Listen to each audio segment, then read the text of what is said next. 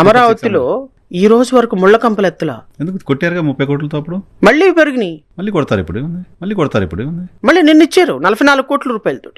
Water ఎత్తేయడానికి 450 కోట్ల రూపాయలతో నిన్న ఒక ప్రాజెక్ట్ అప్రూవ్ చేశారు. వర్షం పడితే అమరావతిలో ఆ వర్షం ఎత్తేయడానికి వాటర్ ప్లాంట్ ఒకటి పెట్టి దాన్ని ఎత్తేసే కార్యక్రమం.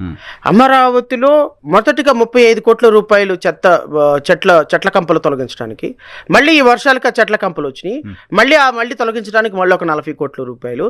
ఇంకా 20 నెలల కాలంలో కనీసం చెత్త కంపలు కూడా కొట్టని వీళ్ళు అమరావతిలో సింగపూర్ నిర్మిస్తారా? 40,000 కోట్ల రూపాయలకి టెండర్లు పిలిచి పనులు జరుగుతున్నాయి కదా సార్. నేను అనేది అమరావతి అనేటువంటి ఒక అంశాన్ని ముందుగా పెట్టి ఈ రాజకీయ నాయకులు డబ్బు సంపాదించుకోవటానికి ఆడుతున్నటువంటి ఒక కపట నాటకం ఇది. ఇంతకుముందు పోలవరం ఏటీఎం అనుకునేవాళ్ళం, ఇప్పుడు ఏటీఎం పోలవరం కాదు, ఈరోజు అమరావతి ఏటీఎం. అమరావతి ఇది మరో ఏటీఎం. పోలవరానికి సంబంధించి అది పక్కకి వెళ్ళిపోయింది. దాన్ని ఈ రోజు అమరావతిని డెవలప్ చేస్తున్నామన్న ఒక కారణం చేత ఈ రోజు అమరావతిని మరొక ఏటీఎం గా మార్చారు.